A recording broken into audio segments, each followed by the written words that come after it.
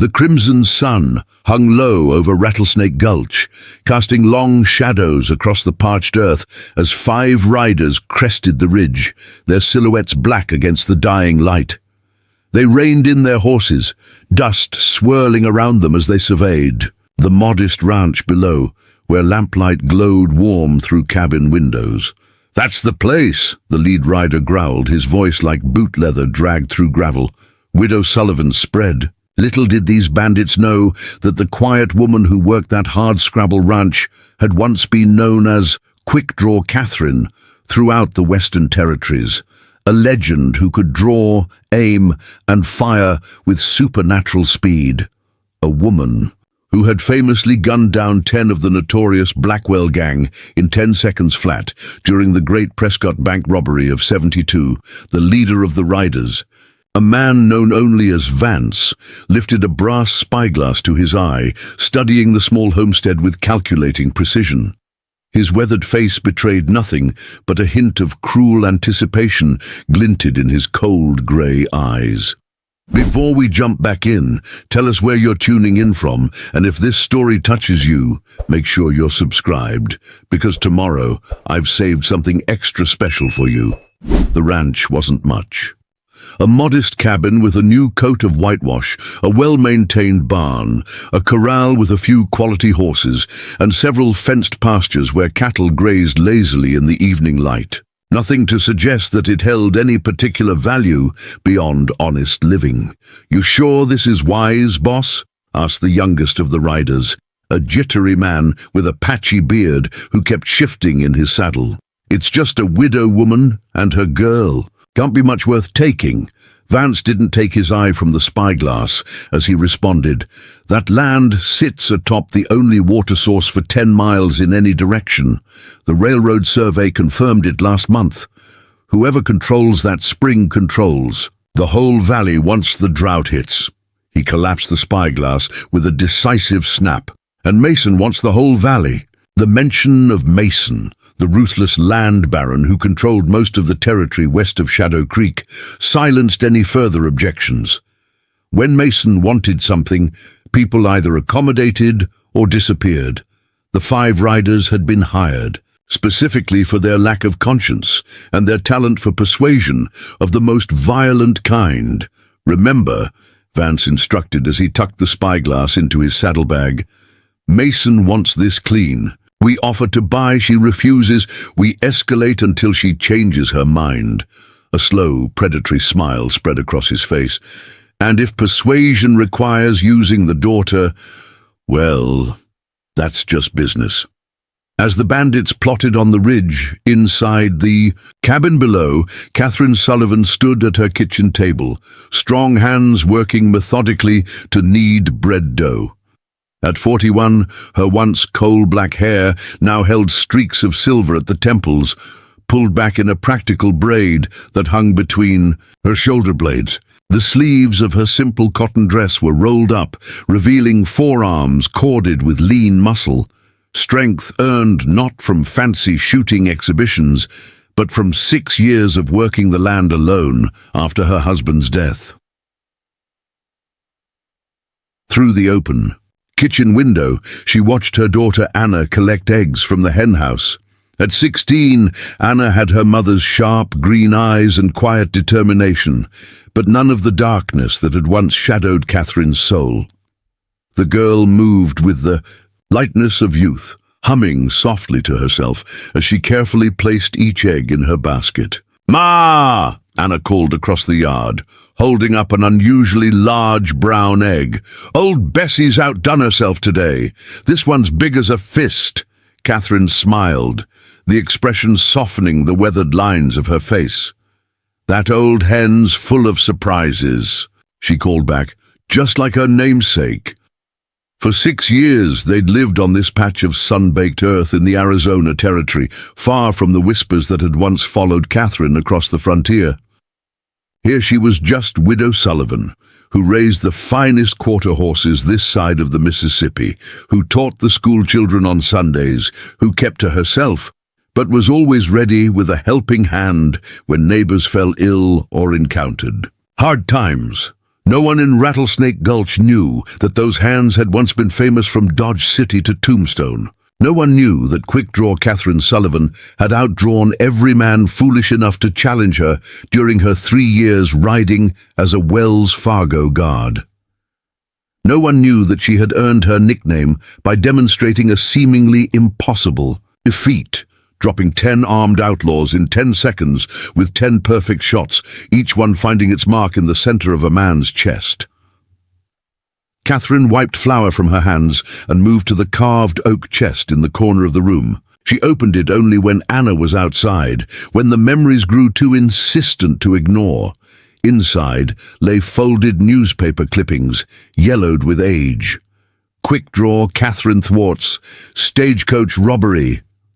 Female gunslinger outdraws the masculine competition. Again, 10 men, 10 seconds, 10 bullets, Sullivan's impossible feat witnessed by dozens. Beneath the clippings lay a pair of custom Colt peacemakers, their ivory grips inlaid with turquoise, their barrels engraved with delicate scrollwork that belied their deadly purpose. The guns were masterpieces crafted by the legendary gunsmith Samuel Chen, balanced perfectly for Catherine's hands, with triggers so sensitive they seemed to respond to her thoughts rather than her touch. 6 years since she'd worn them. 6 years since her husband Thomas had been killed by a stray bullet during a bank robbery in Prescott, leaving her alone with a 10-year-old daughter and a choice to make. Continue the life that had made her infamous, or create a new one where Anna could grow up without the burden of her mother's legend. Catherine had chosen peace, trading her famous Colts for a plow, her leather gun belt for an apron, her shooter's stance for a mother's embrace. She'd kept the peacemakers, unable to part with Chen's masterwork, but had locked away the woman who had wielded them with such deadly precision. The sound of hoofbeats pulled her from her memories. Catherine quickly returned the guns to their hiding place and moved to the window. Riders approaching, 5 of them, moving with purpose rather than the casual pace of neighbors paying a social call. Her eyes narrowed, old instincts surfacing. Her hand reached automatically for a weapon that was no longer at her hip, a movement so deeply ingrained it had become reflex. "Anna," she called out, her voice calm but carrying an edge her daughter immediately recognized. "Come inside now, please." The girl looked up, registered the change in her mother's tone, and immediately headed for the house, abandoning her egg basket by the henhouse. Even at 16, Anna had never questioned that particular tone. It was rare enough that she recognized its importance. As Anna hurried inside, Catherine noted how the 5 riders slowed, watching her daughter with too much interest. Catherine's spine stiffened, her mind cataloguing details with precision most would find unnerving. The way the lead rider sat his horse with arrogant ease, the nervous energy of the youngest, the calculating gaze of the tall one that marked him as the true danger. "Who are they, Ma?" Anna asked, closing the door behind her. "I don't know, honey," Catherine replied, her eyes never leaving the approaching men. "But I want you to go to the root cellar. Take the back door and stay down."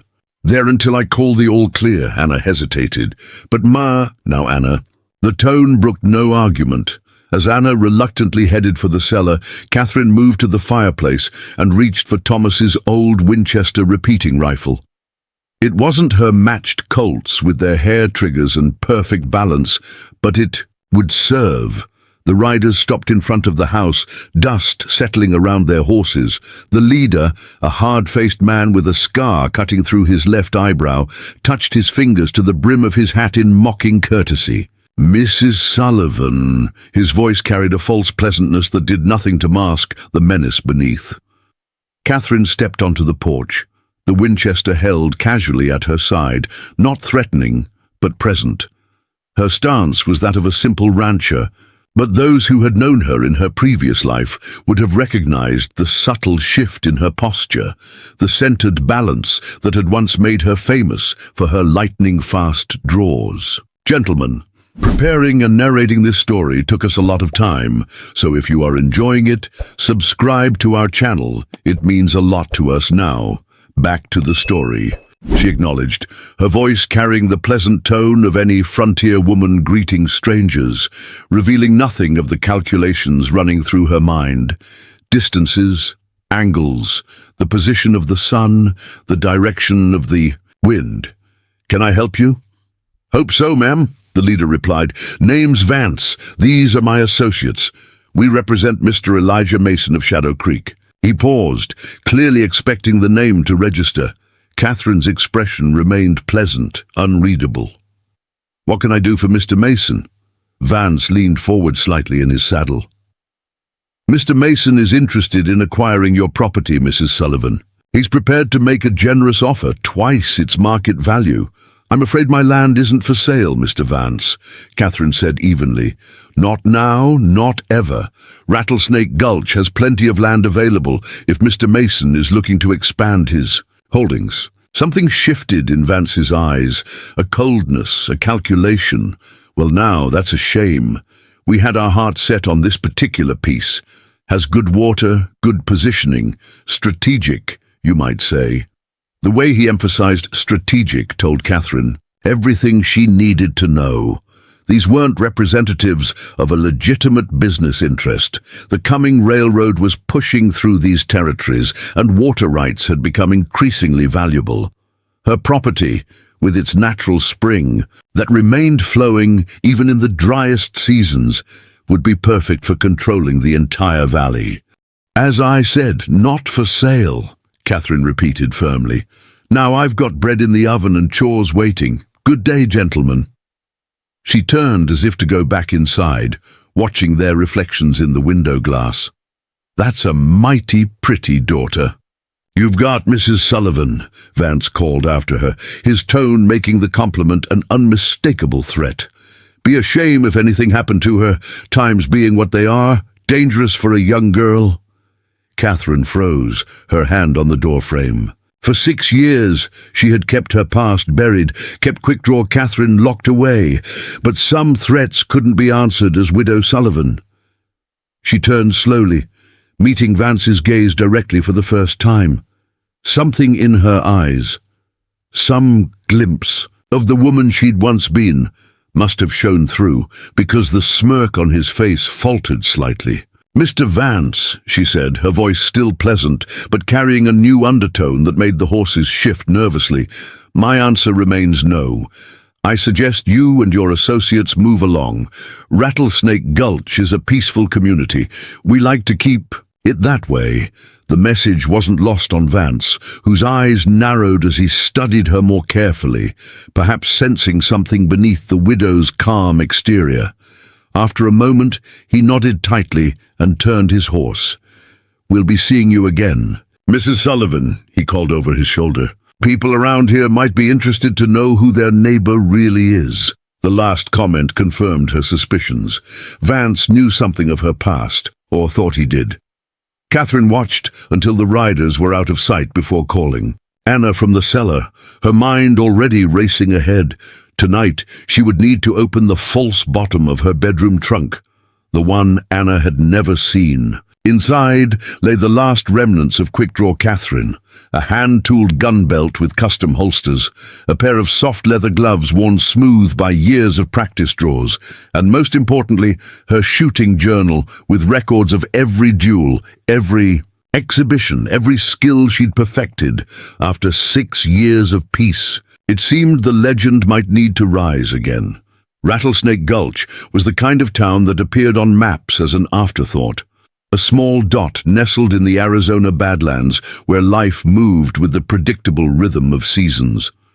Main Street boasted only essential establishments: Garrett's General Store, the Dusty Boot Saloon, a small whitewashed church, and Sheriff Wade Callahan's office. Beyond these lay scattered homes and ranches, with the rust-colored mesas watching over it all like ancient sentinels preparing for war. Catherine Sullivan's ranch sat 3 miles east of town, balanced perfectly between privacy and convenience. The modest cabin Thomas had built with his own hands stood surrounded by carefully maintained pastures, a small apple orchard just coming into bloom, and a bubbling spring that never ran dry, even in the harshest drought years. The afternoon following, the unwelcome visitors found Catherine in town completing her regular Saturday deliveries. Her quarter-horse foals were Rattlesnake Gulch's prized commodities, sought after by ranchers throughout the territory for their intelligence and stamina. "That new bay colt of yours might be your finest yet, Catherine," Martha Garrett said, accepting the supplies list for Catherine's weekly order at the general store. Martha and her husband had owned the store since Rattlesnake Gulch was nothing more than a handful of hopeful settlers and a water hole. "How's Anna feeling? Missed her at the social last Sunday." "Just a spring fever," Catherine replied carefully, selecting coffee beans from Martha's stock. "She's helping the Hendersons with their new foal today." Sheriff Callahan entered, the bell above the door announcing his arrival. At 50-something, Wade Callahan was as much a fixture in Rattlesnake Gulch as the Mazes themselves, steady, reliable and not easily moved. His badge shone against his worn vest as he nodded respectfully. "Mrs. Sullivan, Mrs. Garrett," he greeted them. "Fine day." Catherine nodded in return, noting the unusual tension in the sheriff's posture. The visit from the 5 riders clearly wasn't sitting well with him either.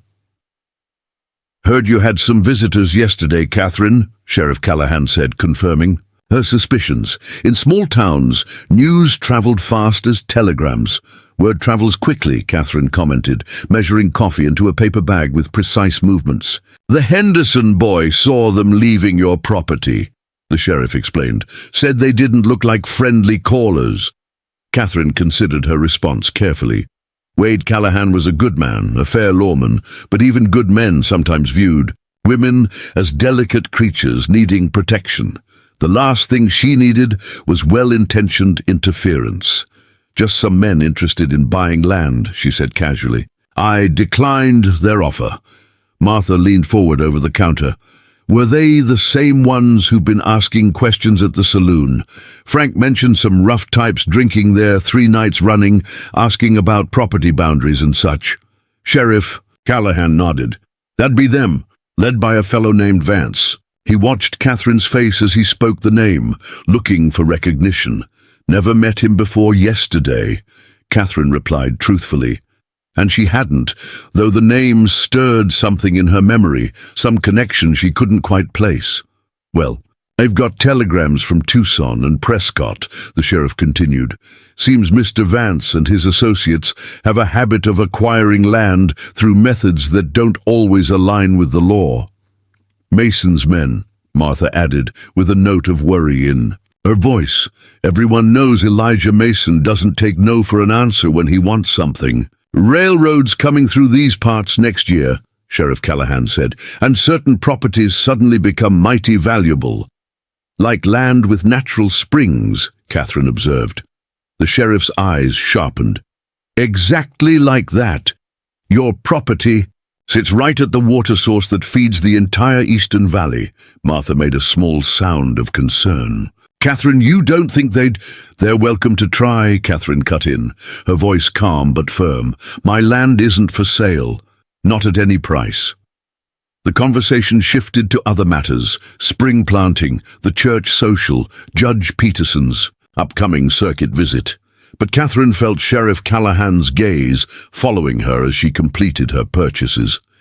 He was a good lawman, observant enough to sense something beneath her composed exterior. "I'll walk you to your wagon, Mrs. Sullivan," he offered as she prepared to leave. Outside, with Main Street's modest bustle providing privacy, the sheriff spoke directly. "Those men, Vance especially, they're not the type to take no for an answer. Been reports of fires, accidents, all manner of misfortune befalling folks who stood in Mason's way." Catherine secured her purchases in the wagon. "Are you suggesting I sell my home to criminals, Sheriff?" "No, ma'am," Callahan replied quickly, "just suggesting caution. Maybe send Anna to stay with relatives for a spell until this blows over. Anna has no relatives but me, Catherine said, her voice softening slightly at the genuine concern in the sheriff's weathered face. But I appreciate your concern. She climbed onto the wagon seat with practiced ease, gathering the reins. Sheriff Callahan placed a hand on the wagon's edge, holding her gaze. There's something else, he said, lowering his voice. Vance was asking particular questions about you, not just your land. Catherine's hands stilled on the reins. What kind of questions? Where you came from before Rattlesnake Gulch. Whether you had any unusual skills. The sheriff's eyes held a question he wasn't quite asking. Said he'd heard stories about a widow from these parts. A chill that had nothing to do with the spring breeze settled over Catherine. People love their stories, Sheriff, she said evenly. Especially about widows living alone. Sheriff Callahan nodded slowly, not entirely convinced. Just be careful, Catherine. I'll keep an eye on Vance and his men when they're in town, but my jurisdiction only stretches so far. I've been taking care of myself and Anna for a long time, she replied. We'll be fine. As Catherine drove the wagon down Main Street toward home, her mind worked through the new information. Vance knew something, or suspected something, about her past. The question was how much, and more importantly, how far was he willing to go to get what he wanted? The road home wound through towering saguaro cacti and flowering ocotillo, their crimson blooms stark against the dusty landscape. Catherine allowed the familiar terrain to calm her thoughts, organizing what she knew and what she needed to do. Vance wanted her land for its water rights, likely for Elijah Mason's railroad schemes. Her refusal had already triggered threats, veiled but unmistakable, and now it seemed he might be using her past as additional leverage. As the wagon crested, the final rise before her property, Catherine saw Anna in the distance, riding back from the Hendersons' ranch. Her daughter's easy grace in the saddle brought a momentary smile to Catherine's face. Thomas had taught Anna to ride before she could properly walk, and the girl had inherited her father's natural way with horses. Catherine's smile faded as she considered what might lie ahead. For 6 years, she'd sheltered Anna from the whispers and stares that had followed quick-draw Catherine across the territories. She'd created this peaceful existence precisely to give her daughter the normal life that had been denied to her. Now, that carefully constructed peace was threatened not just by men wanting her land, but by the possible exposure of her past. As the wagon rolled into the yard, Anna dismounted from her pinto mare, her cheeks flushed with exertion and excitement. Irma!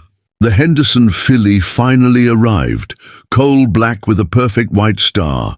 Mrs. Henderson says I can help train her if you agree. Catherine forced a reassuring smile. That's wonderful, honey. The Hendersons know quality horseflesh when they see it, and they recognize it in you too.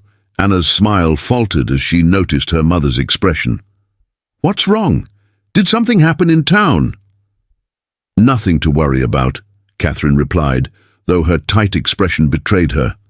Help me unload these supplies, then we need to talk. Inside the cabin, Catherine moved with unusual purpose, checking the door locks, glancing repeatedly out the windows. Anna watched her mother with growing concern, recognizing behavior she hadn't seen since they'd first arrived in Rattlesnake Gulch, when Catherine had jumped at shadows and kept Anna close at all times. It's those men from yesterday, isn't it? Anna asked finally, her voice steady, despite her obvious concern. Sheriff Callahan told you something about them. Catherine paused in her preparations, studying her daughter's face. At 16, Anna was no longer a child to be shielded from every harsh reality, but how much could she understand about a past she'd never known? Yes, Catherine admitted, deciding partial truth was better than comforting lies. Those men work for Elijah Mason, a land baron from Shadow Creek. He wants our spring, and men like Mason aren't accustomed to being refused. Anna's green eyes, so like her father's, widened slightly. What will we do? For now, we prepare. Catherine answered, walking to her bedroom. Come with me. There's something I need to show you. In her bedroom, Catherine knelt before the large trunk at the foot of her bed. Anna had seen it 1,000 times, had even helped clean it during spring housekeeping, but had never questioned why it remained locked at all times. Catherine produced a small key from the chain around her neck and opened the trunk. As expected, Anna saw folded blankets and winter clothing on top. But then Catherine reached beneath these familiar items and pressed a hidden latch. The false bottom of the trunk popped up, revealing a hidden compartment. Ma! Anna's voice held confusion and the first stirrings of fear.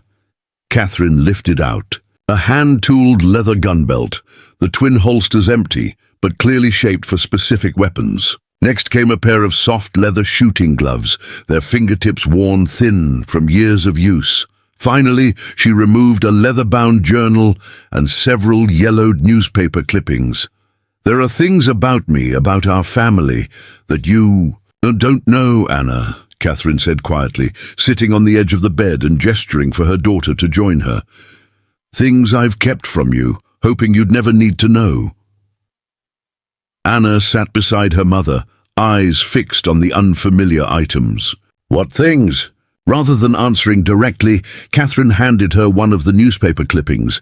Anna's eyes grew wider as she read the headline, "Quick Draw, Catherine Outguns Infamous Red Canyon Gang." I don't understand, Anna whispered, though the dawning realization was evident in her face. This is you? Catherine nodded, taking back the clipping and smoothing it carefully. Before I met your father, before you were born, I made my living with these. She held up the empty gun belt.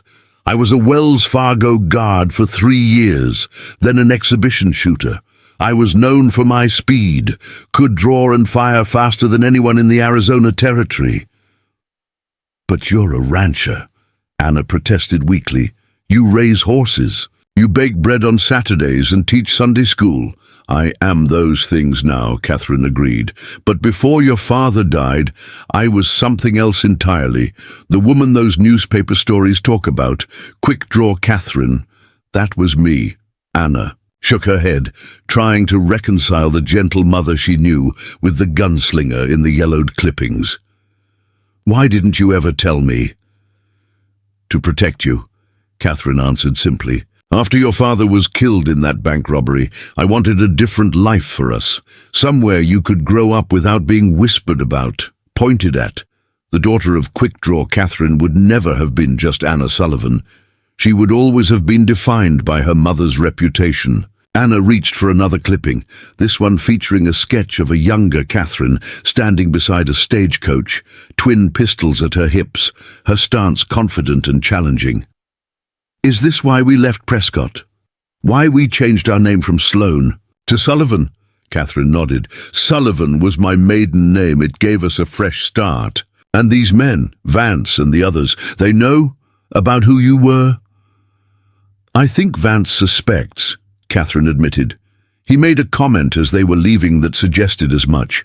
If he's researched me, he might be planning to use my past against me, thinking that exposing me would drive us out of Rattlesnake Gulch. A hint of her old fire flashed in Catherine's eyes. But I won't be driven out, Anna. Not again. This is our home, and I'll defend it by whatever means necessary.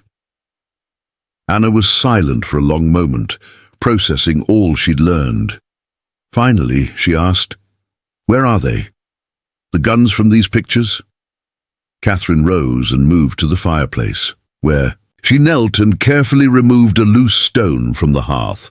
From the hidden cavity behind it, she withdrew an oilcloth-wrapped bundle. With reverent hands, she unfolded the cloth to reveal the matched pair of Colt peacemakers, their ivory grips and turquoise inlays catching the afternoon light.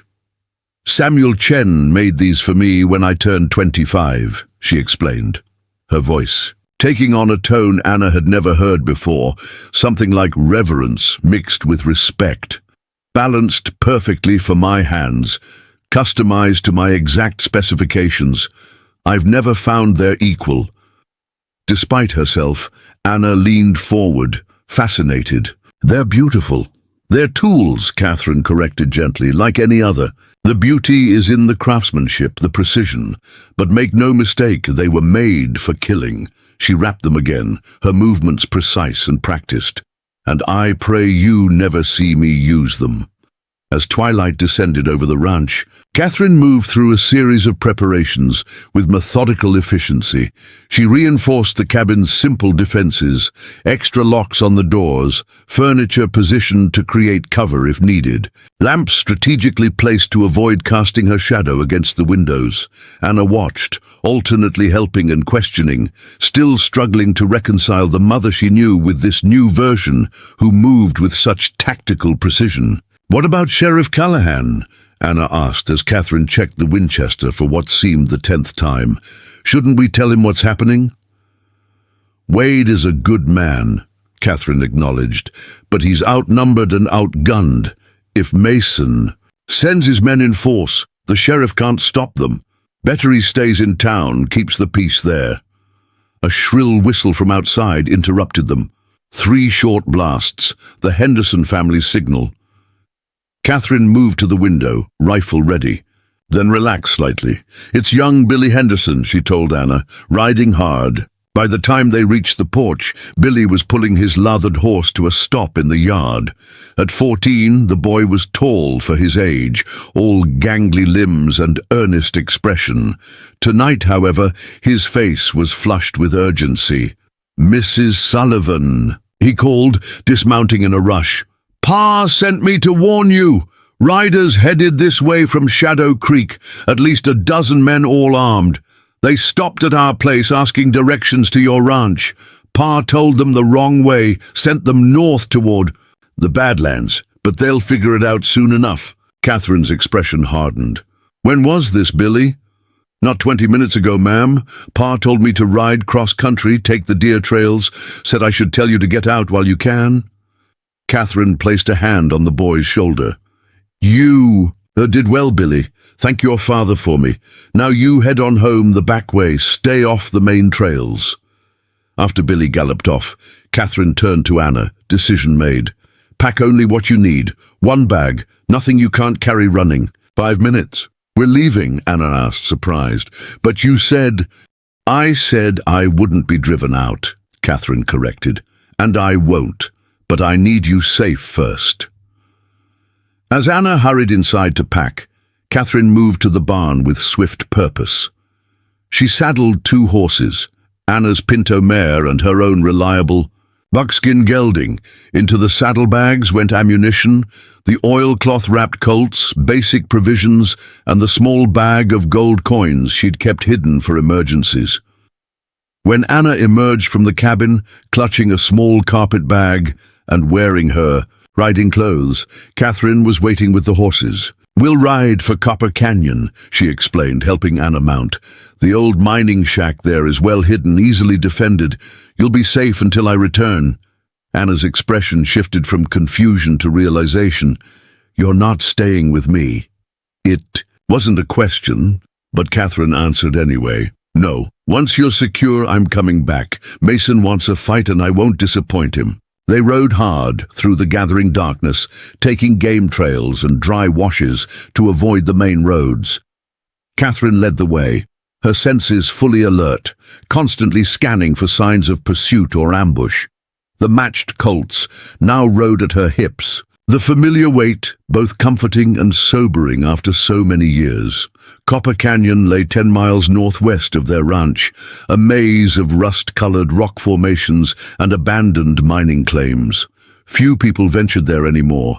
The copper had played out decades earlier, and the rugged terrain offered little to ranchers or farmers. But Catherine knew every twist and turn, having explored it thoroughly when they'd first settled in the area, always ensuring she had escape routes planned. The mining shack clung to a narrow ledge halfway up the canyon wall, accessible only by a switchback trail that could be easily defended or collapsed if necessary. As they approached, Catherine dismounted and led the horses the final stretch. checking for any signs that others had passed this way recently. The shack was as she remembered. Weathered but sound, with thick plank walls and a door that could be barricaded from inside. A small spring bubbled from the rock face nearby, ensuring water wouldn't be a concern. "It's not much," Catherine said as she helped Anna unsaddle her pinto, "but it's defensible. There are supplies cached inside, food, blankets, even books. To pass the time." Anna looked around the sparse shelter, then back at her mother, eyes bright with unshed tears. "I should come with you. We should face this together." Catherine shook her head firmly. "No, Vance and his men want our land, and they'll use any leverage they can find. If you're there, they'll use you against me." Her voice softened. "I can't. Fight the way I might need to if I'm worried about you, Anna. But you haven't. It's been years since—" Anna gestured helplessly at the guns on her mother's hips. "Some skills don't fade," Catherine replied, her voice taking on an edge Anna had never heard before. "They just hibernate until necessity awakens them." As she secured the horses in a sheltered alcove and helped Anna carry supplies into the shack, Catherine could feel the change happening within her, as if Widow Sullivan was slowly giving way to the woman she'd once been. Her movements became more fluid, more economical. Her awareness of her surroundings sharpened. Even her voice changed subtly, the gentle tones of a mother hardening into something more commanding. "I'll leave you my Winchester," she told Anna, checking the rifle one last time before placing it near the door. "You remember how to use it?" Anna nodded. Her father had taught her the basics of shooting before his death, and Catherine had continued those lessons, though never revealing her own extraordinary skills. "Aim for center mass, squeeze, don't pull, and only if there's no other choice," Anna recited. Catherine smiled faintly. "Thomas taught you well." She placed extra ammunition on the rough-hewn table. "I'll be back by dawn, with luck. If I'm not—" She hesitated. "If you're not," Anna prompted, fear evident in her voice, "wait 3 days, no more. Then take the North Trail to Hawkins Junction. Find Marshal Kingsley. He served with your father. He'll help you." As Catherine prepared to leave, Anna grabbed her arm. "Wait. At least tell me the truth before you go. That newspaper article, the one about 10 outlaws in 10 seconds, was that real? Did you really do that?" Catherine's expression grew distant, remembering. "Prescott, 72. The Blackwell gang tried to rob the Territorial Bank. I was working as a guard that day." She looked down at the Colts on her hips. 10 men, 10 shots, 10 seconds. I didn't miss." "How?" Anna whispered, both horrified and fascinated. "Practice," Catherine answered simply. "Hours every day for years. Your grandfather started teaching me to shoot when I was younger than you. Said a woman in the territories needed to protect herself. I took to it like I was born with a gun in my hand." She looked directly at her daughter, wanting her to understand. "It wasn't for glory, Anna. It was survival in a hard land. Then it became a job, a way to provide." "And now?" Anna asked. "What is it now?" Catherine checked her guns one final time, her movements smooth and practiced despite the years of disuse. "Now it's protection, for you, for our home." She kissed Anna's forehead. "Bar the door behind me. Don't open it for anyone but me, and only if I give the signal. 3 knocks, pause, then 2. As Catherine rode away from the mining shack, the transformation completed itself. Widow Sullivan, the quiet rancher who baked bread on Saturdays and taught Sunday school, receded into the background. In her place rode quick-draw Catherine, her senses razor-sharp, her mind already calculating. Angles, approaches, tactics. The moon rose over the canyon, illuminating her path back toward the ranch. Catherine didn't follow the same route they'd taken earlier. Instead, she cut across the ridgeline, a path that would bring her to a vantage point overlooking her property. From there, she could assess the situation before engaging. As she rode, Catherine reflected on how quickly one could revert to old patterns when necessity demanded. 6 years of peace had not dulled her instincts as much as she'd feared. The weight of the Colts at her hips felt right, natural, as if the intervening years had been merely a brief interruption rather than a deliberate change of life. By the time she reached the ridge overlooking her ranch, full dark had settled. Below, Catherine could see lanterns moving about her property. At least a dozen men had taken over her home, their horses corralled in her pasture, smoke rising from her chimney. Anger flared hot and sharp at this invasion of the sanctuary she'd built for Anna. Through her field glasses, she studied their positions and movements, identifying Vance among them, apparently directing the others as they searched the buildings and grounds. They seemed frustrated, likely having expected to find her and Anna at home. As she watched, a familiar figure rode into the yard, the jittery young man who had been with Vance during their first visit. He dismounted quickly, hurrying to Vance's side with obvious urgency. Though too distant to hear their conversation, Catherine could read the body language. The younger man delivering news, Vance's posture stiffening with anger, rapid orders being issued. Within minutes, the men were mounting up, forming into 3 groups. Catherine's eyes narrowed as she recognized the tactical move. They were organizing a search pattern. Somehow, they must have learned about Anna's absence and were preparing to hunt for them. Catherine considered her options. Her original plan had been to wait, perhaps pick them off one by one from a distance if they refused to leave, but if they were splitting up to search the surrounding area, they might stumble upon Copper Canyon, upon Anna. New plan then. She would need to draw their attention, keep it focused on her, away from Anna's hiding place. And there was one certain way to ensure that all eyes turned precisely where she wanted them.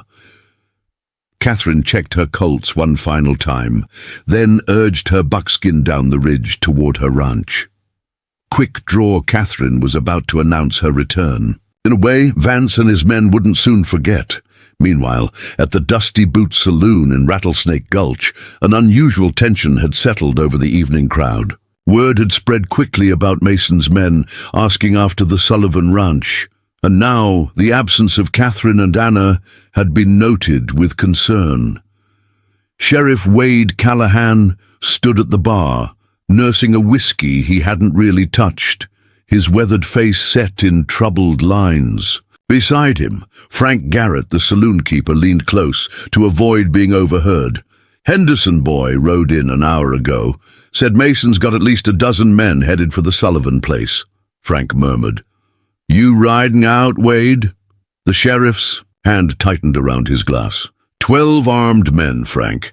I'd need a posse, and half the men in town are on Mason's payroll these days. Sullivan woman and her girl are out there alone, Frank persisted. Ain't right, leaving them to Mason's tender mercies.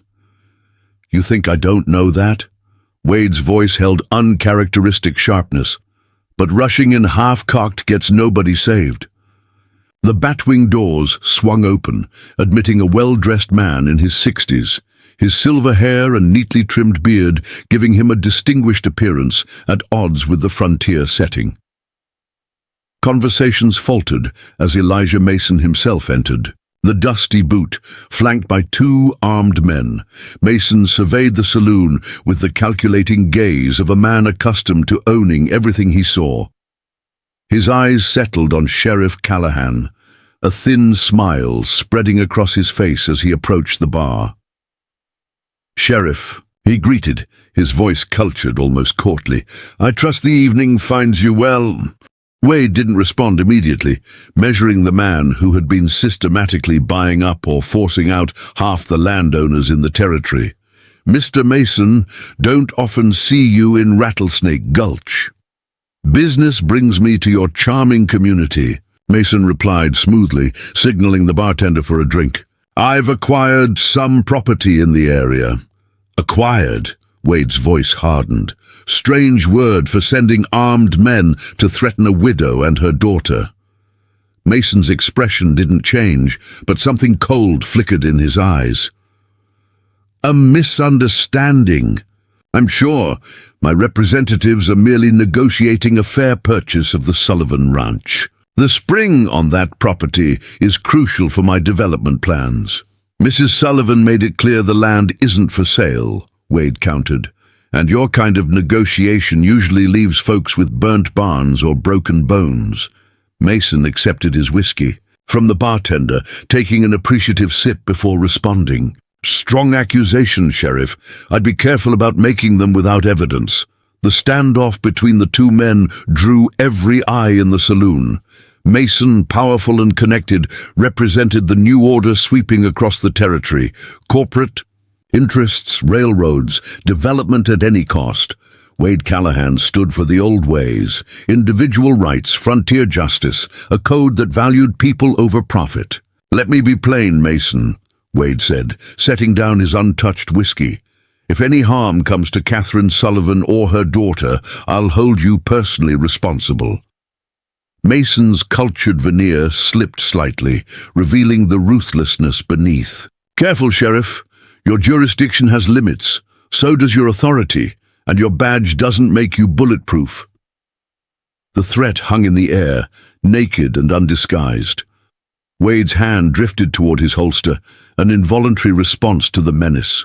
In Mason's voice, "Neither does your money, Mason," Wade replied, his voice steady despite the tension thrumming through the saloon. Before Mason could respond, the saloon doors burst open again. Billy Henderson stood there, chest heaving from his hard ride, his young face flushed with urgency. "Sheriff," he called, ignoring the crowded room. "They found Mrs. Sullivan's place empty, but they're tracking her and Anna now, heading toward Copper Canyon, Pa thinks." The blood drained from Wade's face. He knew those canyons. Treacherous. In daylight, deadly at night, especially for a woman and girl being hunted by experienced trackers. Mason's cold smile returned.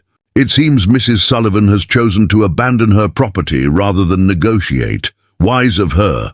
My men will ensure she's compensated fairly for her cooperation." Wade turned on Mason. Any pretense of official restraint gone. "If your men harm a hair on either of their heads, there won't be a hole deep enough for you to hide in, governor or no governor backing you." With that, the sheriff strode toward the door, already calculating how many men he could muster for a posse. Knowing it wouldn't be enough against Mason's hired guns. As he reached the doorway, Mason called after him. "One more thing, Sheriff. You might ask yourself why Mrs. Sullivan is so attached to that worthless patch of dirt, or better yet, ask yourself who she really is. My sources tell me Catherine Sullivan isn't even her real name." Wade paused, the implications sinking in.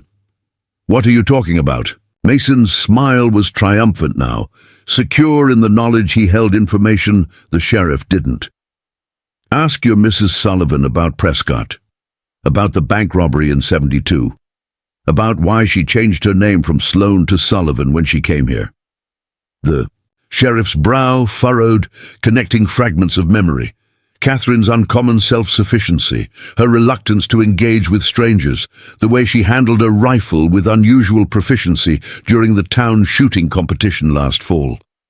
"Quick draw, Catherine," Mason said softly, watching realization dawn on the sheriff's face. "The fastest gun in the Arizona Territory once upon a time. Retired, or so the stories say, after her husband's death. Seems she's been hiding right under. Your nose all along, Sheriff." Wade's mind raced, reassessing 6 years of knowing Catherine Sullivan in light of this revelation. If Mason was right, if she truly was the legendary quick-draw Catherine, then Mason's men were riding into something far more dangerous than they realized. The buckskin gelding picked its way silently through the rocky terrain as Catherine guided it toward her ranch, its hooves wrapped in burlap to muffle any sound.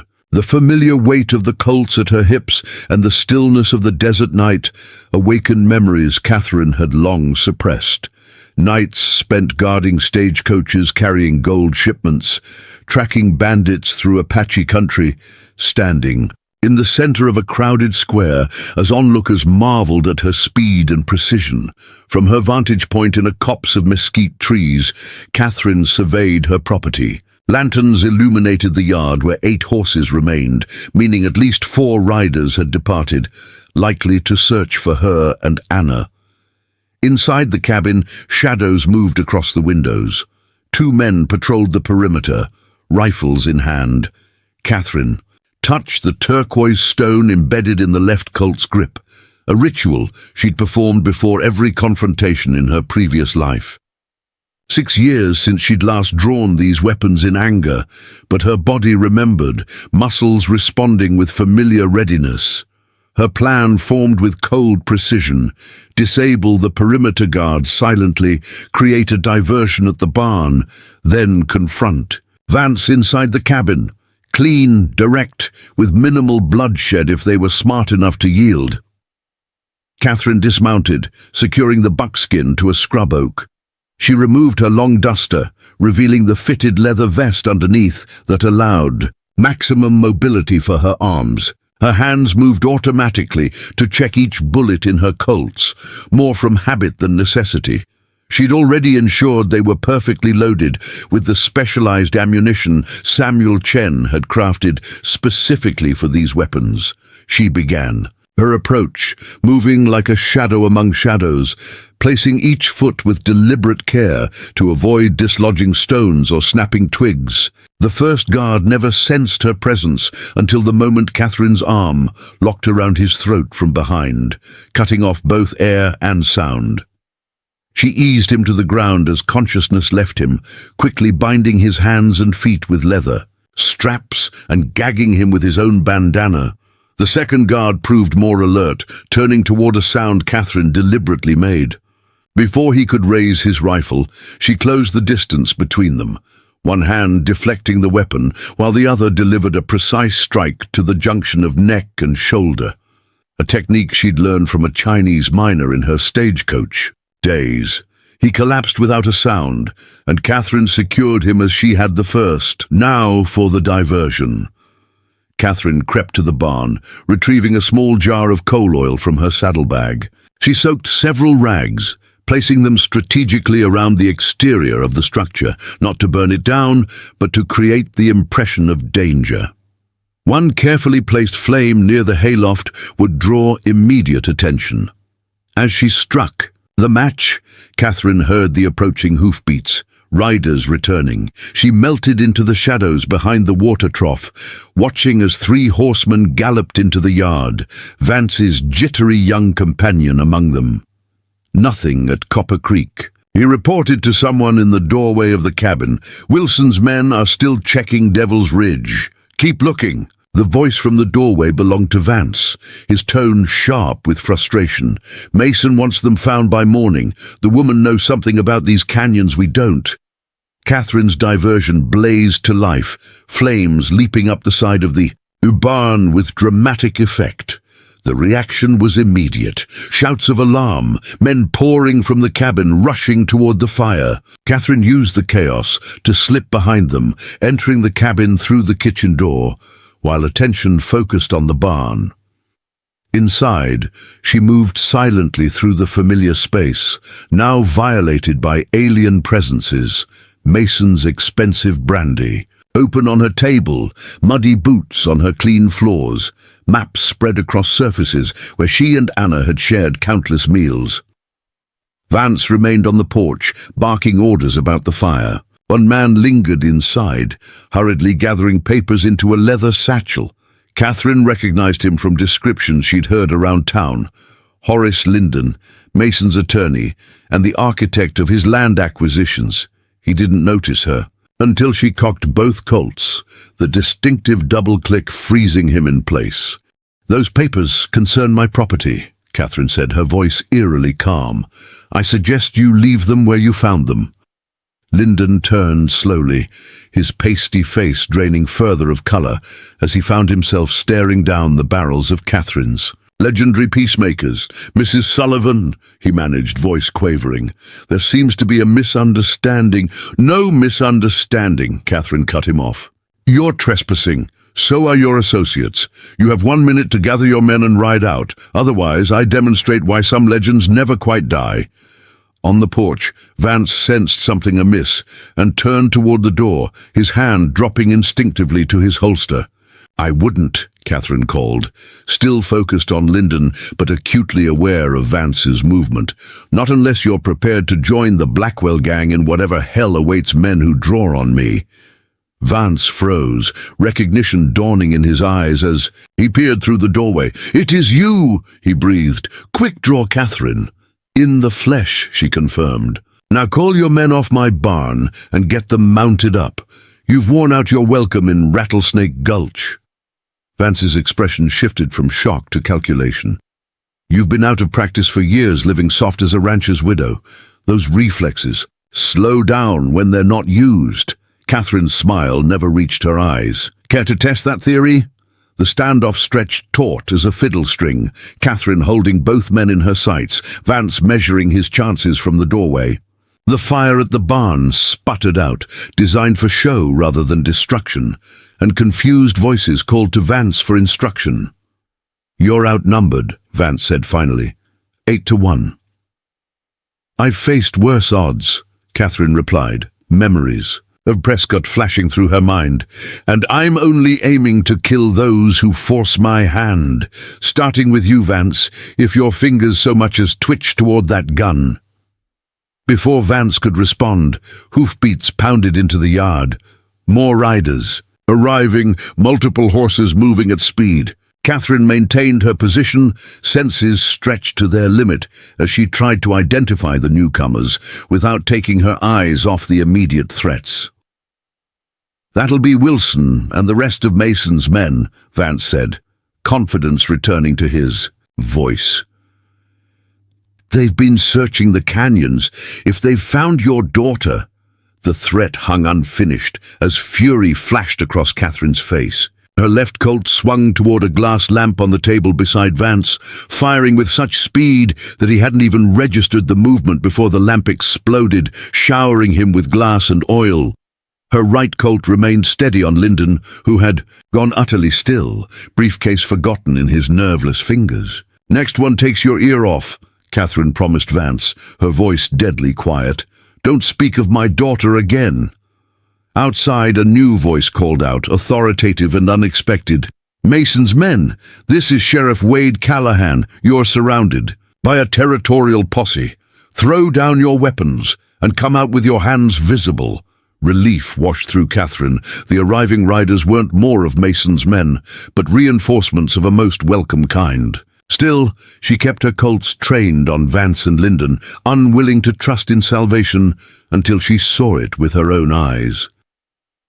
The next moments unfolded in a blur of shouted orders, the clatter of dropped weapons and the shuffling of reluctant men. Being taken into custody. Vance's face twisted with hatred as he realized his position had collapsed. "This isn't over," he hissed at Catherine. Mason will what?" The cultured voice cut through the chaos like a knife. Elijah Mason himself stood in the doorway, impeccably dressed despite the late hour, his silver hair gleaming in the lamplight. Behind him, Sheriff Callahan kept a revolver pressed to the land baron's back. Catherine's expression registered genuine surprise for the first time that night. "You brought Mason himself, Wade. That's unexpected." "Found him riding out this way with a small escort," the sheriff explained, nudging Mason farther into the room. "Seemed like he might want to witness the fruits of his labor firsthand." Mason's aristocratic features betrayed nothing as he surveyed the scene. His attorney frozen under Catherine's unwavering aim, Vance half-drenched in lamp oil, and the widow herself standing in the center of her home, deadly as a rattlesnake and twice as quick. "Mrs. Sullivan," Mason acknowledged with a slight nod. "Or should I say, Mrs. Sloane, your reputation precedes you, though I confess I thought the stories of quick-draw Catherine were somewhat exaggerated." "Most stories are," Catherine agreed, not lowering her weapons despite the sheriff's presence. "The true ones need no embellishment." Mason's calculating gaze took in every detail of the situation. "Where is your daughter, Mrs. Sloane?" My men reported the place empty when they arrived. Somewhere you'll never find her, Catherine answered coldly. And it's Sullivan now. Has been for 6 years. Sheriff Callahan gestured for his deputies to take charge of Linden and Vance. Mason here was quite informative on the ride over once. He realized the territorial marshal is due tomorrow with warrants for his arrest. Land fraud, coercion, bribery of officials, quite a list. Mason's composed facade cracked slightly. Hearsay and conjecture, Sheriff. Nothing that will stand in court. We'll let the judge decide that, Wade replied. Meanwhile, you've been caught red-handed orchestrating an armed invasion of a private residence. As Vance and Linden were led, outside, Catherine finally lowered her Colts, though she kept them in hand, her gaze fixed on Mason. You came all this way for my spring. Why this property specifically? There are other water sources. Mason studied her for a moment, aristocrat to gunslinger, power recognizing power across the divide of class and circumstance. Your spring feeds the entire eastern aquifer. Railroad surveys confirmed it last month. Control that water. Control the railroad route. Control the future. Simple economics, Mrs. Sullivan. Nothing personal. It became personal when you threatened my daughter, Catherine replied, her voice like steel wrapped in silk. Mason smiled thinly.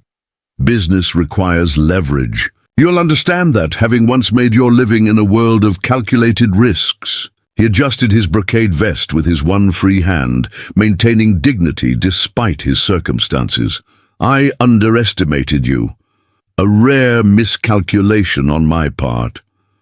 One that's cost you considerably, Catherine observed.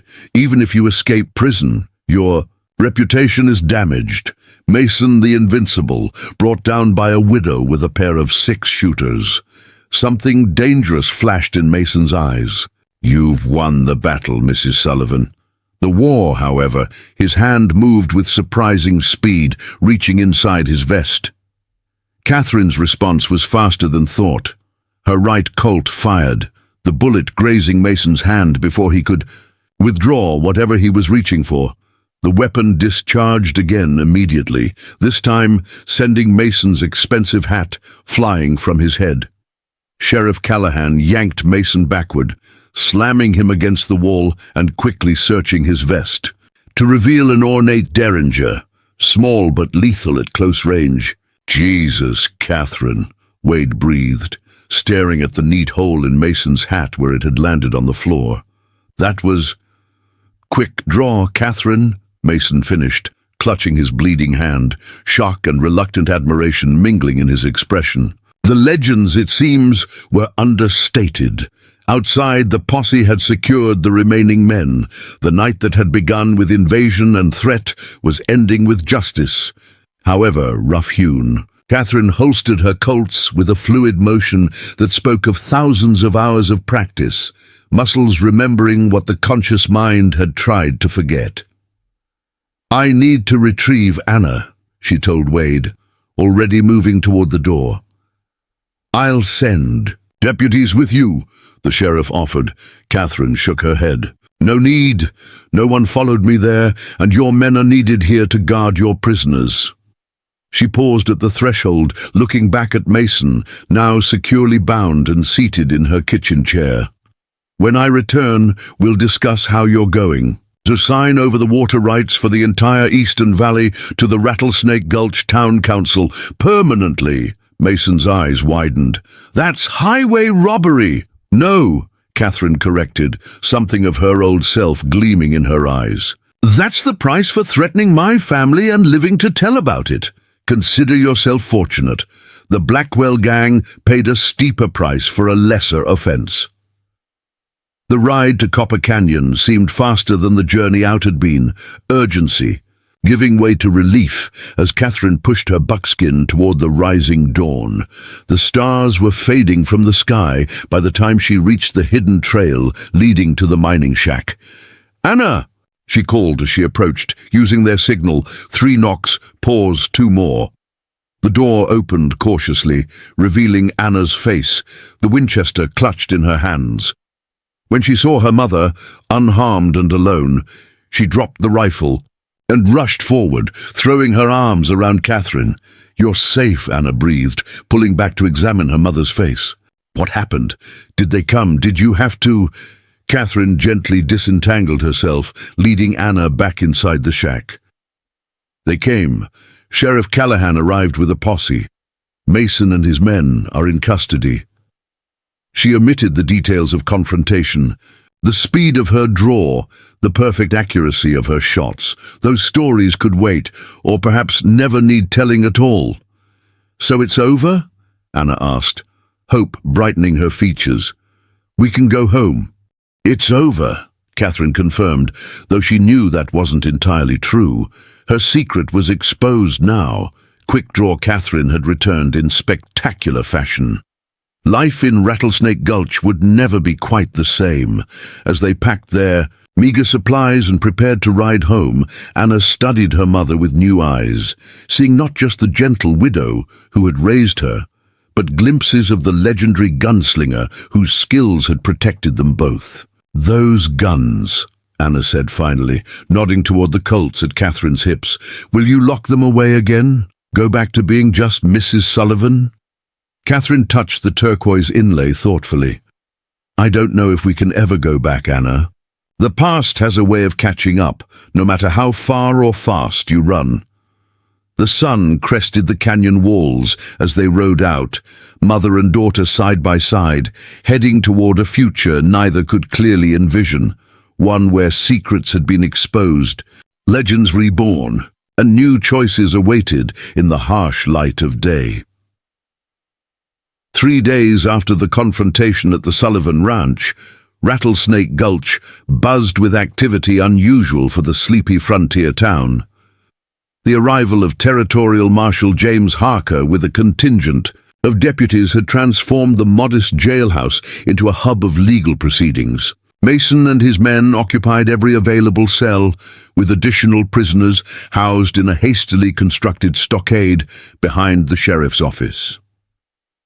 Catherine Sullivan, or Sloane, as some now whispered, sat on her porch, watching the sunset.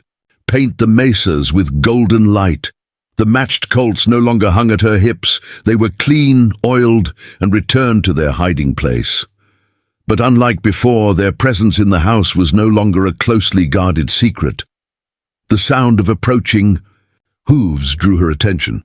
A lone rider made his way up the path to her ranch, Sheriff Wade Callahan, his posture betraying exhaustion after days of managing the aftermath of Mason's failed land grab. "Evening, Catherine," he called as he dismounted, tying his horse to the hitching post. "Thought you'd want to know the latest news," Catherine gestured to the empty chair beside her. "Sit before you fall down, Wade. You look like you haven't slept since the arrest." The sheriff settled into the offered seat with a grateful sigh. Close to truth. Marshal Harker's been taking depositions round the clock. Mason's attorney started talking once the evidence piled up. Seems he kept meticulous records of every illegal transaction, every bribe, every threat. Insurance, he called it. "Smart man," Catherine observed. "Honor among thieves is a myth, best not relied upon." Wade studied her profile in the fading light, seeing both the widow he'd known for 6 years and the legend he'd only recently discovered. "Mason's being transferred to Prescott tomorrow to stand trial. The judge there is no friend of land barons, regardless of their political connections." Catherine nodded, satisfaction evident in her expression. "And Vance?" "Facing charges of attempted murder, trespassing, destruction of property, and conspiracy." Wade counted off the offenses on his fingers. "He'll hang or spend 20 years in Yuma Territorial Prison." They sat in companionable silence for a moment, the evening breeze carrying the scent of sage and distant rain. "Where's Anna?" Wade asked finally. "Inside, writing letters to her friends in town, explaining why she wasn't at school this week." Catherine's smile held a hint of sadness. "Though I imagine they've heard plenty already about why the Sullivan women were absent." The sheriff nodded, acknowledging the unavoidable truth. "Word spreads fast." Quick Draw Catherine, living right here in Rattlesnake Gulch all this time. Folks can't stop talking about it. And what are they saying, Wade? Catherine asked quietly, though her tone suggested she already knew the answer. Wade considered his words carefully. Some are impressed, even a bit starstruck. Your reputation wasn't just about speed. You protected stagecoaches, caught outlaws, kept ordinary folks safe. Others are processing the revelation, wondering why you kept it secret, what else you might be hiding. And you, Sheriff, what do you think of having a notorious gunslinger in your jurisdiction? There was a challenge in her question, though her voice remained mild. I think, Wade said slowly, that I've known Catherine Sullivan for 6 years, watched her raise a daughter alone, build a ranch from nothing, contribute to this community in a dozen quiet ways. Whatever name you used before, whatever life you led, that's the woman I know. He turned to face her directly. The question is, what happens now? Catherine's gaze drifted toward the distant mesas. I've been asking myself the same thing since that night. Will the good people of Rattlesnake Gulch accept having Quick Draw Catherine in their midst? Will they let their children play with Anna, now that they know her mother's history? Or will the whispers start, the sideways glances, the crossed streets? To avoid passing too close. Before Wade could answer, the front door opened and Anna stepped onto the porch. At 16, she carried herself with a new maturity, the events of recent days having accelerated her passage from girl to young woman. Sheriff, she greeted Wade with a respectful nod. Ma, Mr. Garrett sent word that our supply order is ready. In town, but he said to tell you there's no rush. He'll hold it as long as needed. The implication was clear. Frank Garrett was offering Catherine the option to delay her return to town until the initial shock and curiosity had subsided. Thank you, Anna, Catherine replied. Tell him we'll be in tomorrow. No sense delaying the inevitable. After Anna returned inside, Wade studied Catherine's resolute expression. You're really planning to stay, then? You're not running this time? We've made a home here, Catherine said simply. Running solved nothing last time. It only postponed this reckoning. Her hand drifted unconsciously to her side, where the Colt had hung for so many years. Besides, I'm tired of hiding who I am, Wade. Living half a life, always looking over my shoulder, waiting for the past to find me. The sheriff nodded slowly. For what it's worth, I think you're making the right choice. Rattlesnake Gulch needs good people, regardless of their history. As darkness settled over the ranch, Wade took his leave, promising to return the following day to escort Catherine and Anna into town, an offer of support that carried meaning beyond mere courtesy.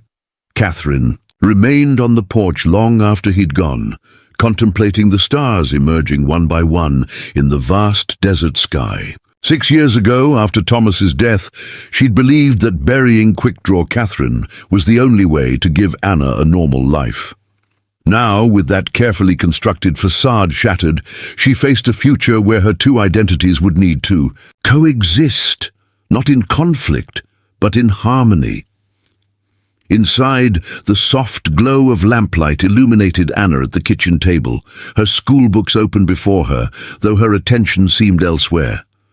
Catherine paused in the doorway, taking in the sight of her daughter, so like Thomas in her thoughtful expression, so like herself in her quiet determination. You should be sleeping, Catherine observed, moving to put the kettle on the stove. Tomorrow will be a long day. Anna closed her book, meeting her mother's gaze directly. Will it be very difficult? Going into town, facing everyone. Catherine considered the question, unwilling to offer false reassurance. It won't be easy. People will stare. Some will whisper. Some may avoid us entirely. Because they're afraid of you? Anna's voice held a complex mixture of pride and concern. Some, perhaps. Others because they'll feel deceived. Catherine sat across from her daughter, hands folded on the worn wooden table. When people think they know you, discovering they were wrong, even partly wrong, can feel like a betrayal.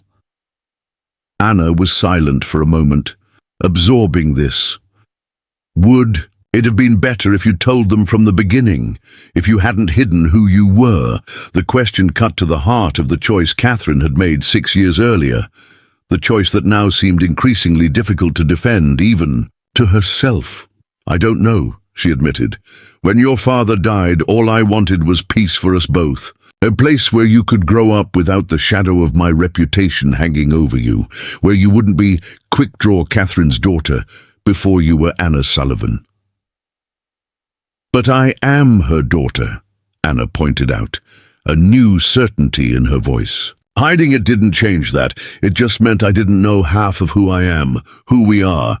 The kettle whistled, giving Catherine a moment to compose herself as she prepared 2 cups of tea, adding a spoonful of precious honey to Anna's, a small luxury they allowed themselves even in lean times.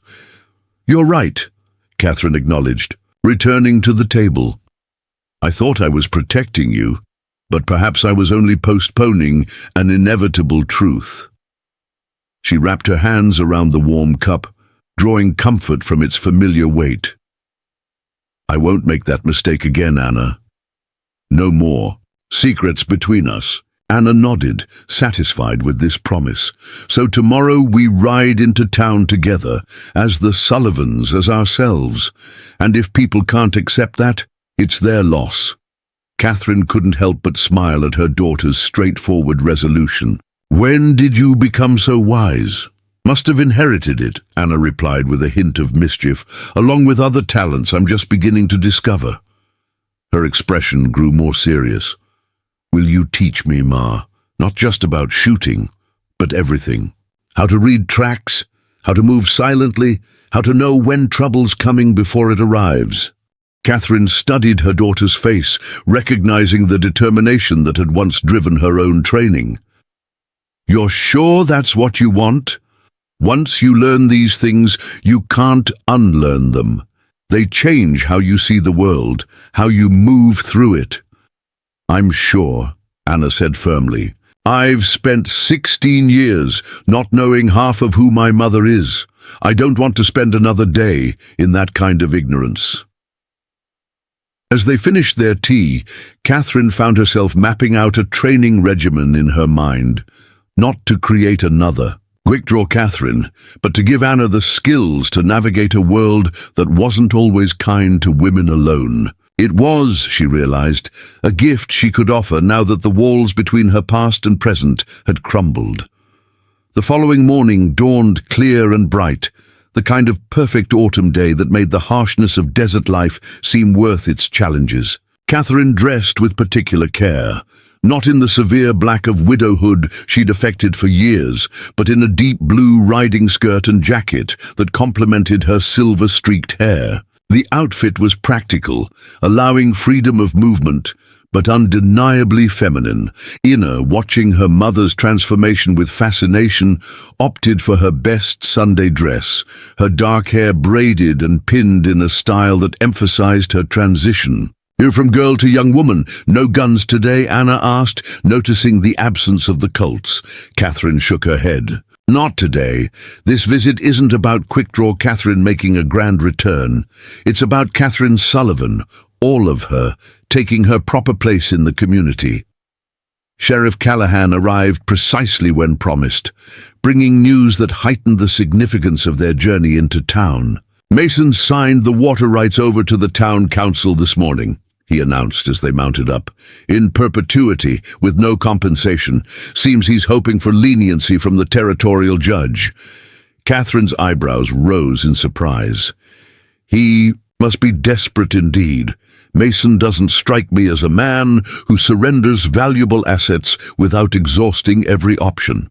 "Marshal Harker can be mighty persuasive," Wade replied with a satisfied smile, "especially with a stack of evidence that could send a man to prison for 3 lifetimes. But there's more.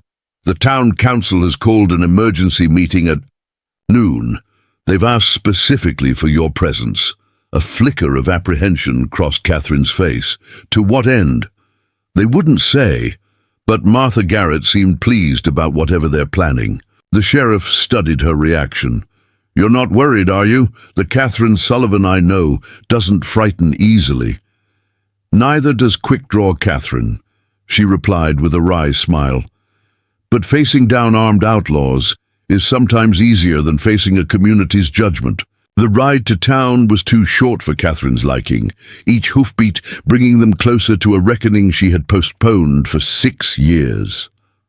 As they crested the final rise overlooking Rattlesnake Gulch, she drew her horse to a halt, taking in the sight of the frontier town spread below. No longer just a place of residence, but truly her home for better or worse. "Ready?" Wade asked, noting her hesitation.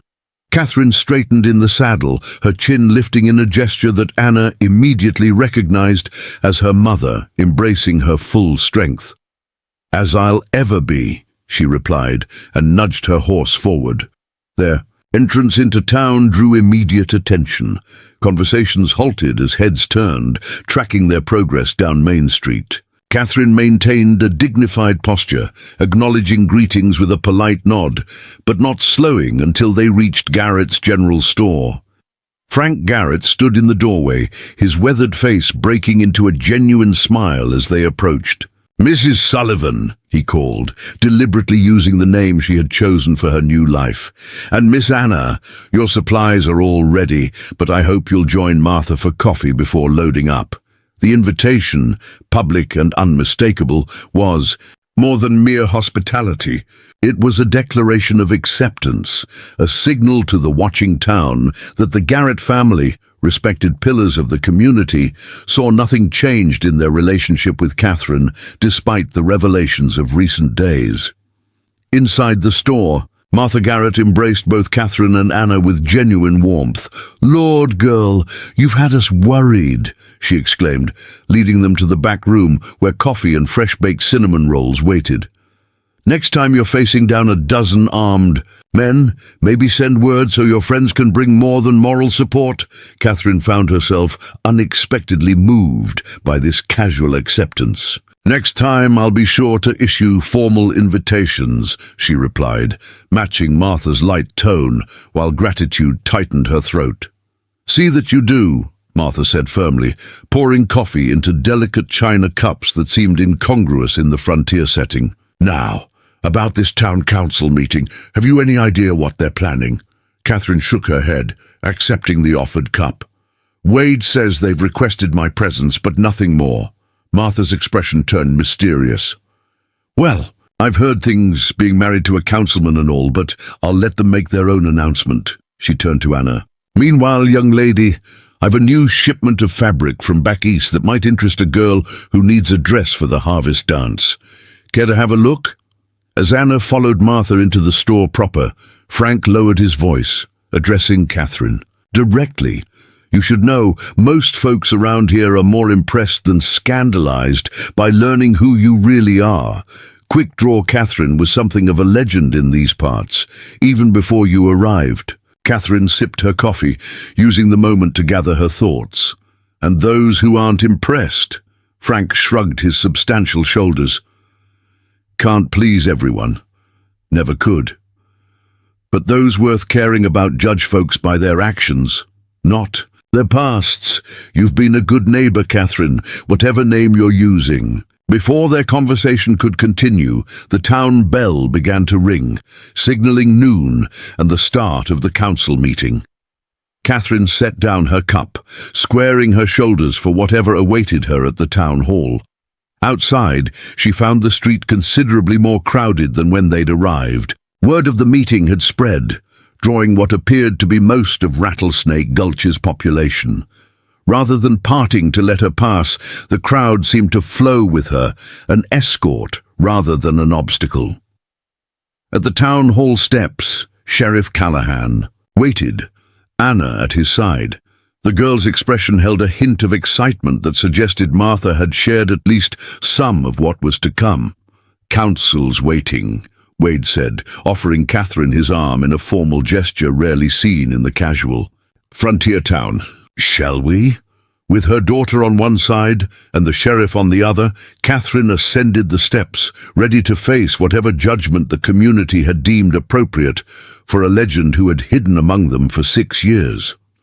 Inside, the 5-member town council sat at their usual table, Mayor Henry Parker at the center. The room was packed with townspeople, all eyes turning to Catherine as she entered. The scrutiny was intense, but not hostile, more curious than condemning. "Mrs. Sullivan," Mayor Parker began, using her chosen name with deliberate emphasis. "Or perhaps I should say Mrs. Sloane. The council has requested your presence to address matters arising from recent events." Catherine stood straight, hands clasped before her, the dignity of her bearing a shield against whatever might come. "I'm here to answer any questions the council may have," she replied, her voice carrying clearly through the crowded room. "Mayor." Parker exchanged glances with his fellow council members before continuing. "Recent events have demonstrated both a threat to our community and an unexpected resource within it. Elijah Mason's attempt to seize control of our water rights has been thwarted, thanks in no small part to your particular skills." A murmur of agreement rippled through the crowd. "This council has been entrusted with protecting the future of Rattlesnake Gulch," Parker continued, "and in light of recent developments, we wish to make you a proposition, Mrs. Sullivan." Catherine's expression remained composed, though her mind raced with possibilities. Censure disguised as opportunity, perhaps, or conditions placed upon her continued residence. "With the railroad coming next year," Parker explained, "our peaceful town faces increased traffic, new settlers, and inevitable growing pains. Sheriff Callahan has served us well, but one man cannot oversee our expanding jurisdiction." Wade shifted beside Catherine, a smile playing at the corners of his mouth. He'd known what was coming, she realized. "Therefore," the mayor continued, "this council unanimously proposes the creation of a new position, Deputy Marshal of Rattlesnake Gulch and the Eastern Territories, with special responsibility for ranch lands beyond the town proper, and we would like to offer this position to you, Mrs. Sullivan." The room fell silent as Catherine absorbed the unexpected offer. Not judgment or exile, but official recognition of the very skills she had hidden for so long. "You want to make me a law woman?" she asked, unable to fully mask her surprise. "A woman with my history?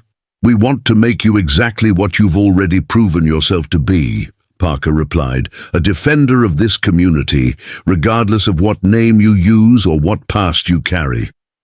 As the implications of the offer sank in, Catherine felt something shift within her. The two halves of her life, so long kept separate, beginning at last to merge into a coherent whole. 3 months after the town council's unexpected offer, winter had settled over the Arizona territory, bringing rare snowfall that dusted the mesas with white and turned Rattlesnake Gulch into a scene from an Eastern Christmas card. The transformation of the landscape mirrored the changes in Catherine Sullivan's life, gradual yet profound, familiar yet entirely new. The silver badge pinned to her vest caught the morning light as she completed her inspection of the new jail addition. The expanded facility had been deemed necessary with the coming railroad, a prudent preparation for the inevitable influx of drifters, opportunists, and troublemakers that steel rails always seemed to attract. "Looks solid enough," she commented to the carpenter Simon Fletcher, who beamed with pride at her approval. "Good sight lines from the desk to all cells. No blind spots in the corridors." "Designed it with security in mind, Marshal Sullivan," Fletcher replied, emphasizing her official title with evident satisfaction. "No outlaws going to slip out of this lockup." Catherine nodded, making a final notation in her logbook. Her official title was Deputy Marshal, but the townsfolk had taken to simplifying it in daily conversation. After initial hesitation, she'd accepted the position offered by the town council, negotiating specific terms that allowed her to maintain her ranch while overseeing security for the outlying territories beyond Sheriff Callahan's jurisdiction. The arrangement had proven surprisingly effective. Wade handled the day-to-day matters in town, while Catherine's reputation alone deterred most trouble in the surrounding ranchlands. When situations did arise requiring her attention, they were typically resolved without gunfire. The mere presence of the woman once known as Quick Draw Catherine proved sufficient to cool most hot heads. "Ma!" Anna's voice called from outside. "Telegram from Prescott." Catherine stepped out into the winter sunshine to find her daughter mounted on her pinto mare, breath fogging in the cold air. At nearly 17, Anna had blossomed in recent months, her natural confidence no longer overshadowed by family secrets. She wore her riding clothes with the ease of a young woman comfortable in her own skin, a modified gun belt around her waist, not carrying pistols like her mother's, but a practical single Remington and a hunting knife. Catherine accepted the telegram, breaking the seal, while Anna waited expectantly. Her expression remained neutral as she read, though a subtle tension around her eyes betrayed the significance of the message. "Mason's trial concluded," she informed Anna, tucking the telegram into her vest pocket. "Guilty on all counts, 20 years in territorial prison, assets seized to compensate his victims." Anna studied her mother's face. "That's good news, isn't it?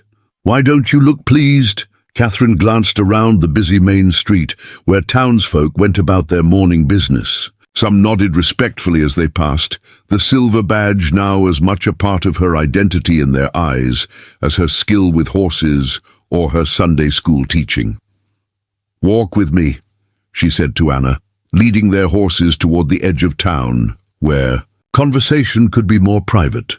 Once beyond curious ears, Catherine explained, Mason had powerful friends, men who won't easily forgive those responsible for his downfall.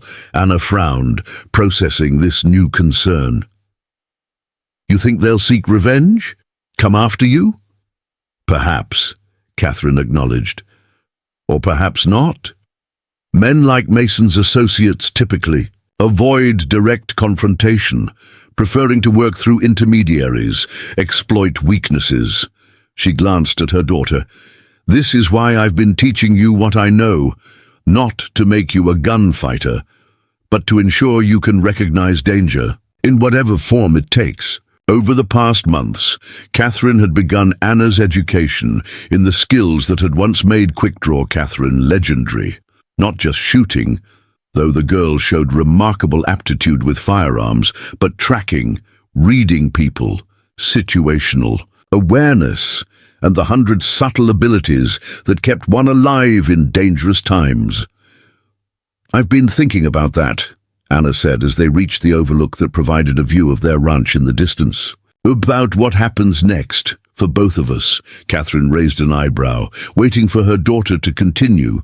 "Mrs. Henderson received a letter from her sister in San Francisco," Anna explained.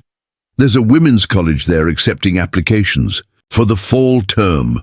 Studies in literature, sciences, even medicine for those qualified." "You're considering applying," Catherine surmised, studying her daughter's expression. Anna nodded, a mixture of excitement and uncertainty in her features. "Before, when I thought we were just simple ranchers, my future seemed clear. Marriage, children, perhaps taking over the ranch someday. But now," she gestured vaguely, encompassing the changes of recent months. "Now I know our family story is about more than just surviving. It's about forging your own path, even when the world doesn't expect it of you." Pride swelled in Catherine's chest, momentarily overwhelming any concern about their separation. "Your father would be proud of your ambition," she said softly. "He always believed education was wasted on sons alone." "But what about you?" Anna pressed. "If I go to San Francisco, you'd be here alone." Catherine smiled, touched by her daughter's concern. "I managed alone for many years before you were born, Anna, and I'm hardly alone here now." She nodded toward the town below. Besides, everyone deserves their own legend. Mine isn't meant to be yours. Their conversation was interrupted by approaching hoofbeats, a rider coming fast along the trail from the direction of Copper Canyon. Catherine's hand drifted instinctively toward her holster, relaxing only when she recognized young Billy Henderson, now 17, and working as the town's telegraph operator when not helping at his family's ranch. "Marshal Sullivan," he called, reining his horse to a stop beside them. "Sheriff sent me to find you. Stagecoach from Tucson was robbed at Sidewinder Pass. Driver killed, passengers stranded." Catherine was immediately alert, all maternal reflection pushed aside by professional duty. Casualties? 2 passengers wounded but alive. Rest are sheltering at the way station. Billy's face was flushed with the urgency of his news. "Sheriff's organizing a posse, but he said to tell you the robbers left a distinctive calling card." "What? Own kind of calling card?" Catherine asked, though something in her expression suggested she already anticipated the answer. "Ace of spades," Billy replied, confirming her suspicion.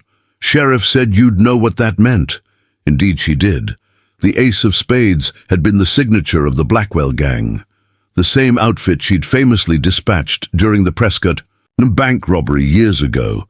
But the gang's leader, Cornelius Blackwell, had escaped that day, the one man who'd run rather than draw against her. He'd disappeared from the territories, rumored to have fled to Mexico or California. "If it's truly Blackwell," Catherine said, thinking aloud, "he's either grown very bold or very desperate to return to this territory. Or someone's using his methods to send you a message," Anna suggested, displaying the strategic thinking Catherine had been cultivating in her. Catherine nodded, considering the possibility. "Either way, it requires investigation." She turned to Billy. "Tell the sheriff I'll meet the posse at Coyote Creek in 1 hour." As Billy rode back toward town, Catherine faced her daughter, seeing in her eyes the same question that had haunted their relationship for years. Would Catherine ride into danger while Anna remained behind, waiting and wondering? "Come with me," Catherine said, making a decision that would have been unthinkable months ago. "Not on the pursuit itself, but to the way station. The passengers will need tending, and you've become skilled with field medicine." Anna's expression brightened, recognizing this invitation as the significant gesture it was. Catherine acknowledging her daughter's growing capabilities, trusting her judgment in potentially dangerous situations. "I'll get my medical kit," Anna replied, already turning her horse toward home. An hour later, Catherine rode at the head of an 8-man posse, her deputy's badge catching the winter sunlight, the matched Colts secured at her hips. Anna rode beside her, a rifle scabbarded on her saddlebags containing bandages, tinctures, and the herbal remedies Catherine had taught her to prepare. Word of the robbery had spread through town, drawing onlookers as the posse prepared to depart. Among them stood Martha Garrett, who stepped forward as Catherine adjusted her saddle. "Be careful out there," Martha said, her usual brisk manner softened by genuine concern. "Blackwell, if it is him, always was more snake than man." Catherine nodded, appreciating the warning. "We'll proceed with caution. Should be back by nightfall." Martha lowered her voice, glancing at Anna, who was checking her medical supplies. "You sure about taking her along? Blackwell might remember you have a daughter." "I'm sure," Catherine replied with quiet conviction. "She needs to see this part of the work too, not just the badge and the authority, but the responsibility that comes with them." Her gaze followed Anna's efficient movements. "Besides, she's ready, more ready than I was at her age." The way station at Sidewinder Pass was a sturdy adobe structure nestled against red rock cliffs, designed to provide shelter for stagecoach passengers and fresh horses for the arduous journey between settlements. As the posse approached, Catherine noted the overturned stagecoach, its team unhitched but tethered nearby, the driver's body respectfully covered with a blanket. The station master, a grizzled veteran of the frontier named Tobias Hayes, greeted them at the door, shotgun in hand until he recognized Catherine's badge. "Thank the Lord you've come, Marshal," he said, relief evident in his weather-beaten face. "Got 5 passengers inside, 2 with bullet wounds, lady with a shot through her shoulder, and a gentleman grazed his head. Nothing immediately life-threatening, but they need proper medical attention." Catherine dismounted, gesturing for Anna to follow. "My daughter has training in field medicine. She'll tend to the wounded while we track the robbers." Inside the way station, the passengers huddled around a potbelly stove. A well-dressed couple from San Francisco, a traveling salesman, and 2 sisters who'd been journeying to visit family in Tucson. The injured woman lay on a makeshift cot, her husband hovering anxiously nearby. Anna moved toward them with quiet confidence, introducing herself and immediately assessing the wounds. Catherine watched with pride as her daughter competently cleaned and dressed the injuries, her gentle manner calming the distressed travelers. "What happened here exactly?" Catherine asked Hayes, who had followed them inside. The station master shook his head grimly. 4 men, faces covered, ambushed the stage about a mile east. Shot poor Jenkins off the box before he could even reach for his scattergun. Passengers said the leader never spoke, just passed a note demanding valuables, then left that playing card behind. "Did they take anything besides money and jewelry?" Catherine pressed, her instincts sharpening. Hayes glanced toward the passengers. Lady's husband there was carrying documents, land deeds for property near the planned railroad station in Rattlesnake Gulch. The connection crystallized in Catherine's mind. Mason's associates picking up where he had left off, using Blackwell's methods as cover for their real objective, controlling strategic properties along the railroad's planned route. While the rest of the posse prepared to follow the robbers' trail, Catherine took a moment with Anna, explaining her suspicions in a low voice. "This may be less about Blackwell's return, and more about Mason's allies continuing his work," she concluded. "Be vigilant while I'm gone. If I'm right, they staged this robbery specifically to draw me away from town, away from you." Anna nodded, understanding the implication. "I'll keep my Remington close and my eyes open." Catherine squeezed her daughter's shoulder, then rejoined the posse outside. As they mounted up to follow the fresh tracks leading east into the rough country beyond the pass, she found Sheriff Callahan riding alongside her. "You're thinking what I'm thinking?" he asked quietly. "This has Mason's stink all over it, Blackwell card or no." "Exactly," Catherine confirmed, "which means we could be riding into a trap, with the real target being what we've left behind." Wade's expression hardened. "I left 4 deputies in town, armed and alert. If anyone makes a move there, they'll find more resistance than they bargained for." The tracks led them on a winding path through the Badlands, sometimes clear in the light, dusting of snow, other times nearly invisible against the rocky terrain. Catherine's trekking skills proved invaluable, her years riding as a Wells Fargo guard having honed her ability to read sign that others missed entirely. By mid-afternoon, they'd followed the trail to a box canyon with sheer walls rising hundreds of feet on 3 sides. Catherine held up her hand, signaling the posse to halt at the canyon's entrance. "This isn't right," she said, studying the unbroken trail leading directly into the natural trap. "No outlaw worth his salt would corner himself like this." She dismounted, examining the tracks more carefully. After a moment, she straightened, certainty in her expression. "These tracks are deliberate, too perfect, too obvious. Someone's leading us exactly where they want us to go." "An ambush?" Wade asked, scanning the canyon walls where numerous ledges and outcroppings could conceal. "Gunmen, almost certainly," Catherine confirmed. "And while we're pinned down here, the real attack happens back in town," Wade finished, understanding immediately. Catherine remounted, addressing the posse with quiet authority. "Sheriff Callahan and I are returning to Rattlesnake Gulch. The rest of you maintain position here, but do not enter that canyon. If the robbers emerge, track them, but do not engage without reinforcements." As they rode hard back toward town, Catherine shared her expanding theory with Wade. Mason's associates are using Blackwell's methods as misdirection. They want revenge for Mason's conviction, but they're also continuing his plan to control the railroad route, using the chaos of a stagecoach robbery to cover their real objective, Wade agreed. Clever, if ruthless. "There's more," Catherine added, her expression grim.